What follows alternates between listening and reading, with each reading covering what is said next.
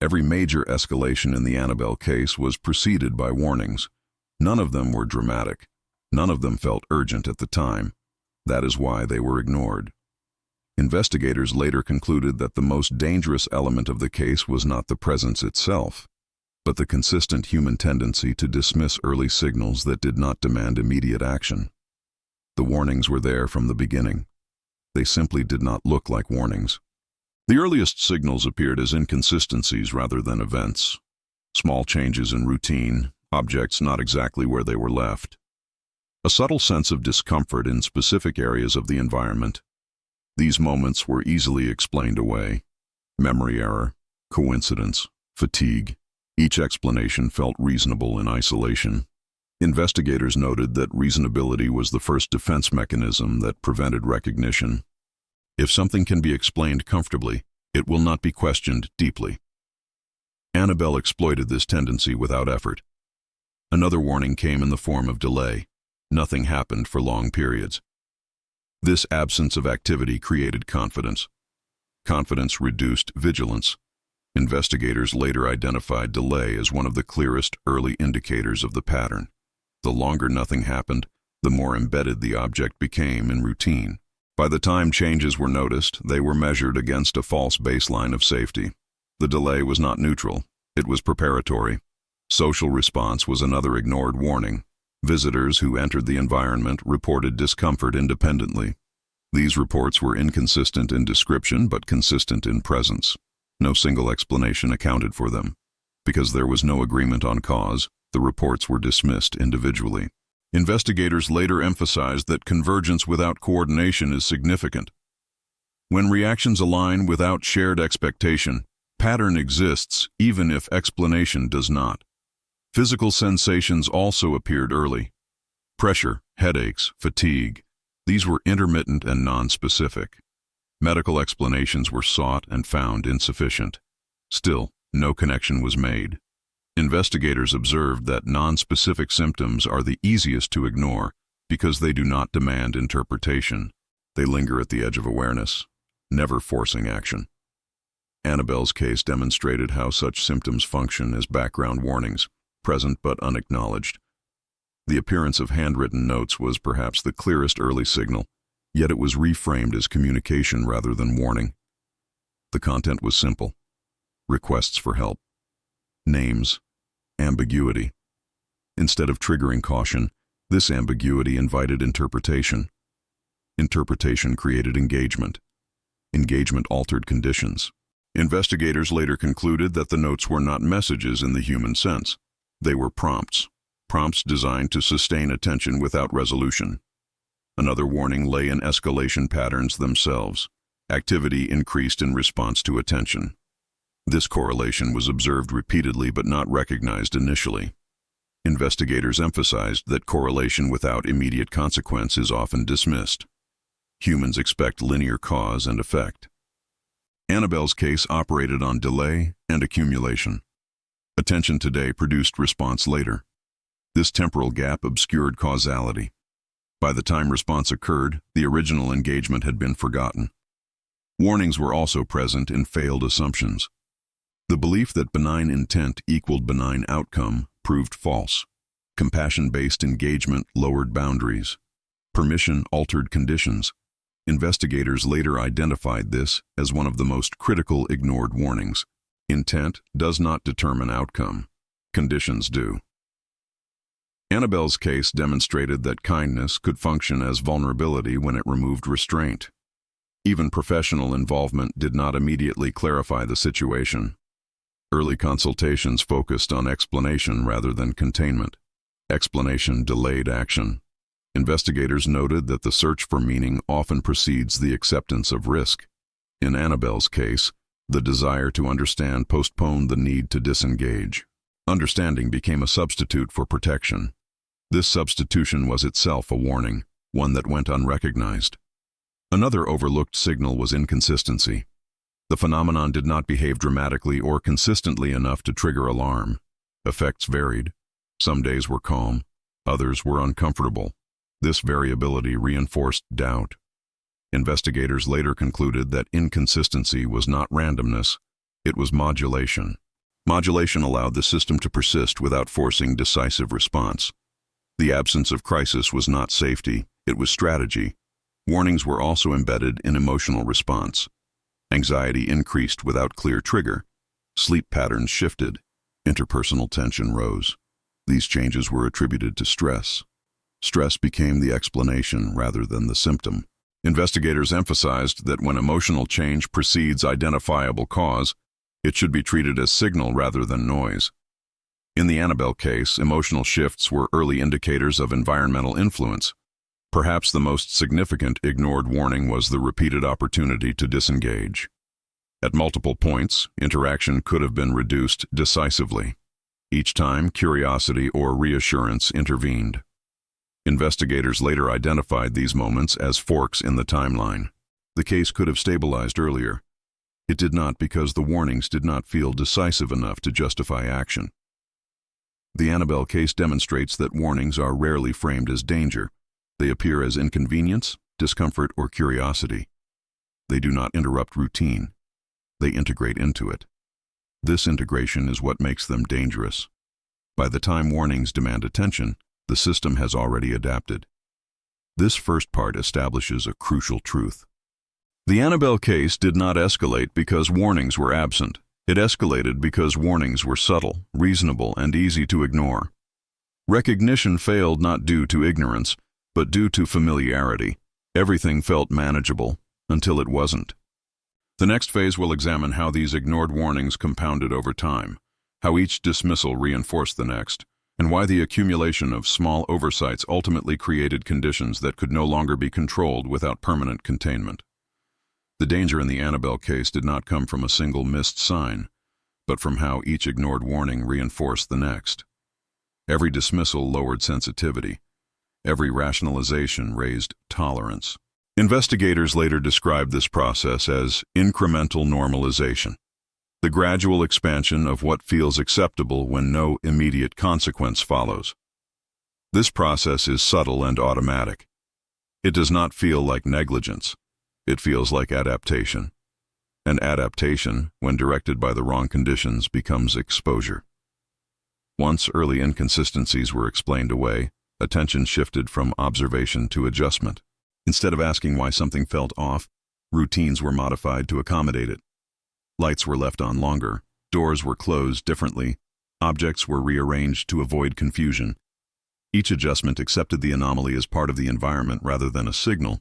Investigators noted that adaptation is one of the strongest indicators that a warning has been missed. When behavior changes to accommodate discomfort, the discomfort stops demanding explanation. The delay between engagement and response further compounded this effect. Because reactions were not immediate, cause and effect became separated in memory. Attention paid one day produced disturbance days later. By then, the original interaction no longer felt relevant. Investigators emphasize that delayed response is particularly dangerous because it allows warnings to be misattributed.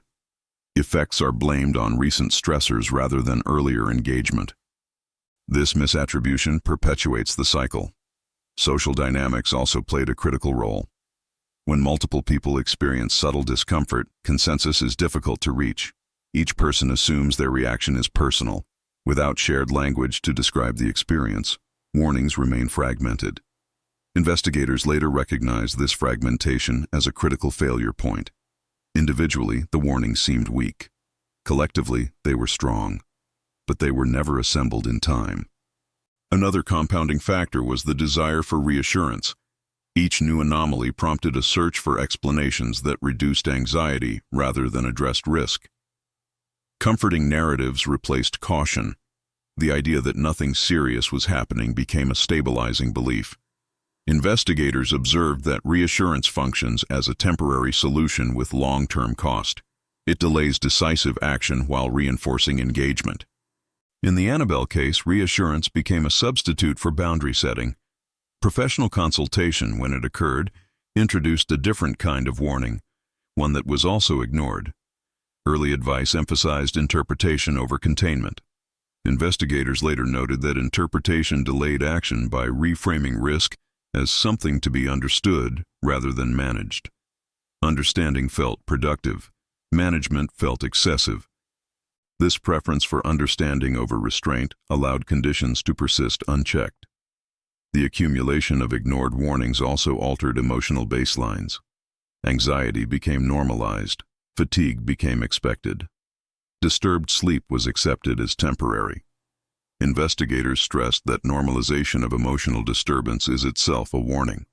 When discomfort becomes routine, it no longer triggers response. This dulling of sensitivity allowed escalation to proceed without resistance. Another overlooked pattern involved escalation thresholds. Activity increased incrementally, never enough to demand intervention. Each increase was tolerable. Investigators later concluded that tolerance was being recalibrated continuously. What would have seemed alarming at the start felt manageable later. This recalibration is one of the most dangerous aspects of gradual escalation. It shifts the threshold for action until action feels unjustified even when risk is high. The handwritten notes illustrate this process clearly. The first appearance was shocking. Subsequent appearances were unsettling but less surprising. Eventually, they became expected. Investigators identified this progression as a warning in itself. When something anomalous stops surprising, it has been integrated. Integration removes urgency. Without urgency, boundaries erode. Compounding also occurred through selective attention. Moments of calm were remembered more vividly than moments of disturbance. This bias reinforced the belief that the situation was stabilizing on its own. Investigators emphasized that selective memory distorts risk assessment. Calm periods did not indicate improvement. They indicated equilibrium. Equilibrium, in this case, depended on continued engagement remaining below a certain threshold. That threshold was unknown. Another ignored warning was the repeated opportunity to disengage fully. Each time escalation paused, it appeared as a chance to return to normal. Instead of disengaging, interaction resumed cautiously. Caution was mistaken for safety. Investigators later concluded that partial disengagement is often worse than none. It maintains engagement while creating the illusion of control. The Annabelle case demonstrated that illusion clearly. The compounding effect also extended to belief systems. As explanations accumulated, psychological, environmental, emotional, the phenomenon became fragmented conceptually. No single explanation seemed sufficient, but together they provided a sense of coverage. Investigators describe this as explanatory saturation. When enough explanations exist, the need for decisive action diminishes. The situation feels accounted for, even if unresolved. Perhaps the most critical compounding factor was time. Each day without catastrophe reinforced the belief that catastrophe was unlikely. Investigators stressed that time without escalation should have been treated as data, not reassurance. Instead, it was interpreted as evidence of safety. This misinterpretation allowed the system to persist long enough for containment to become the only viable option later. By the time the situation could no longer be ignored, the warnings had already done their work. They had reshaped behavior, expectations, and tolerance. Investigators noted that late recognition often feels sudden, but it is built on long preparation. The Annabelle case did not escalate unexpectedly. It escalated predictably, following a path paved by ignored signals. This second part reveals that the warnings were not isolated failures. They formed a chain. Each ignored sign reduced the likelihood that the next would be recognized. This chain effect explains why early intervention did not occur even when information was available. Recognition failed not because warnings were absent, but because each warning made the next easier to dismiss. The final phase will examine the most uncomfortable conclusion of all, that many of these warnings only became obvious in hindsight, and that the same pattern of dismissal continues to operate in new cases today, often with the same confidence that nothing serious is happening, right up until it is. The most unsettling aspect of the Annabelle case is not that warnings were ignored, but that they only became obvious after the outcome was already determined.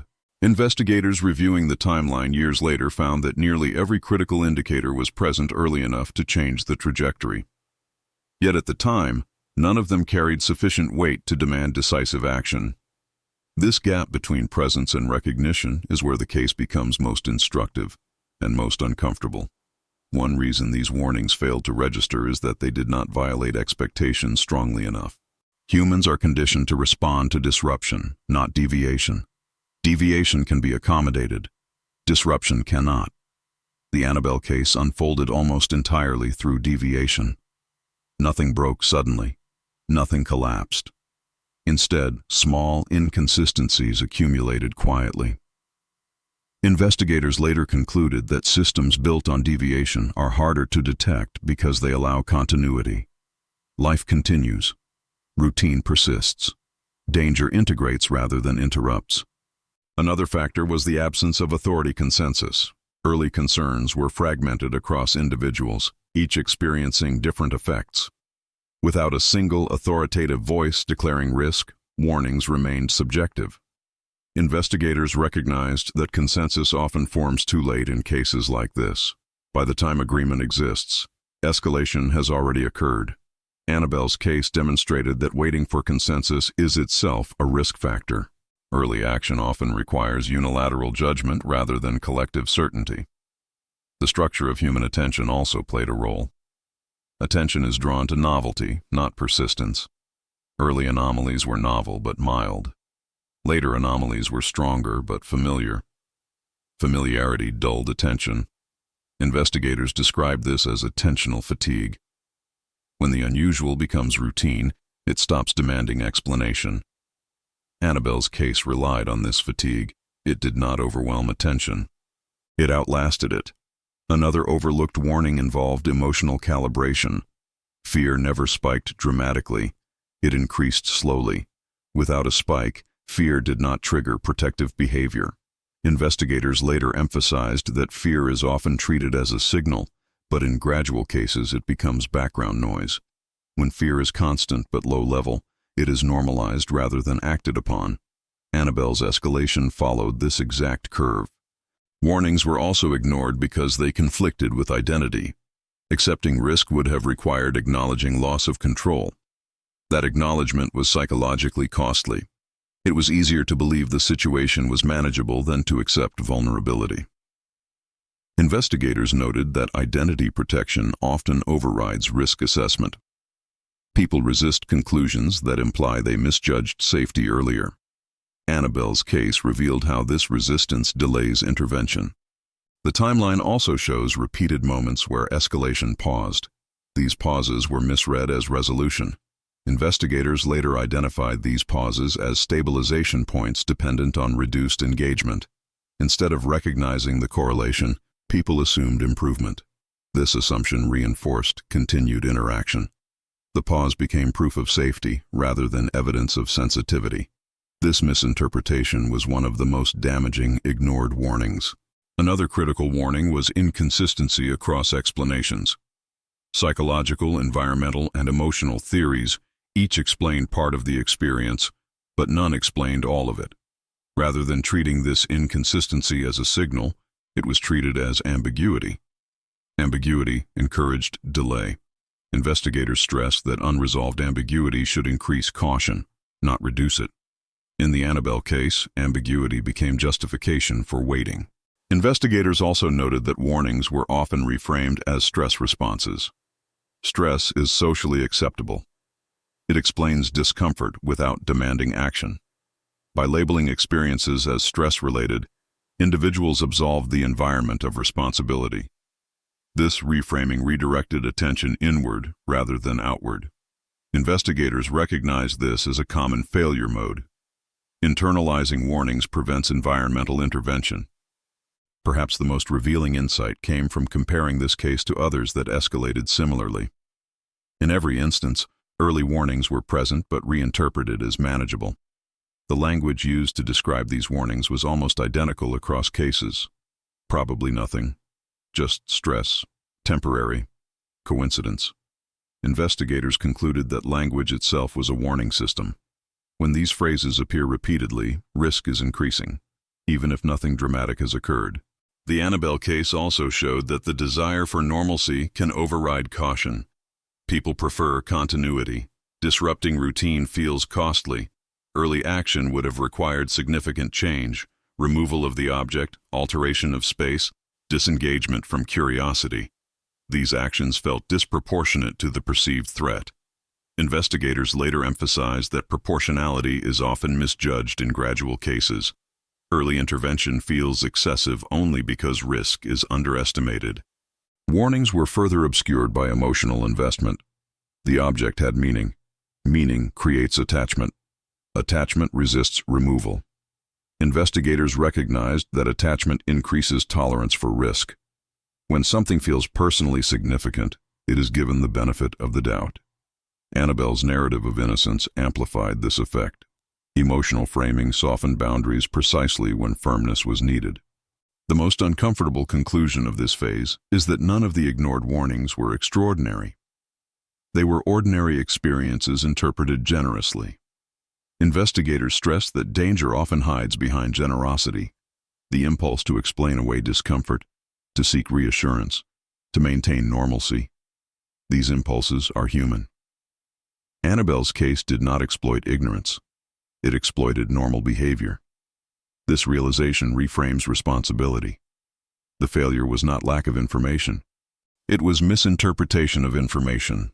The same data, viewed differently, would have justified early disengagement. Investigators now teach that early warnings rarely look like danger. They look like inconvenience.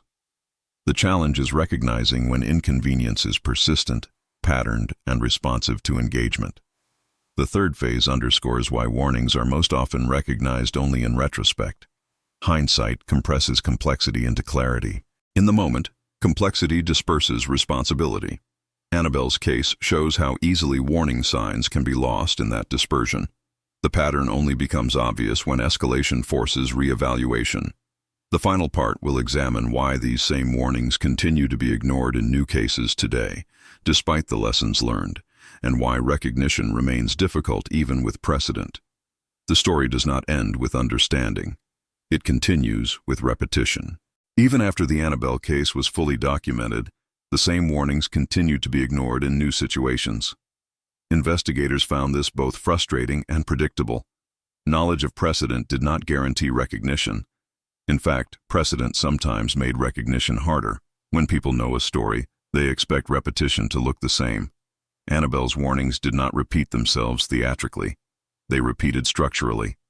This distinction explains why the lessons of the case, though understood in theory, were often missed in practice. One reason warnings continue to be ignored is that they rarely announce themselves as risk.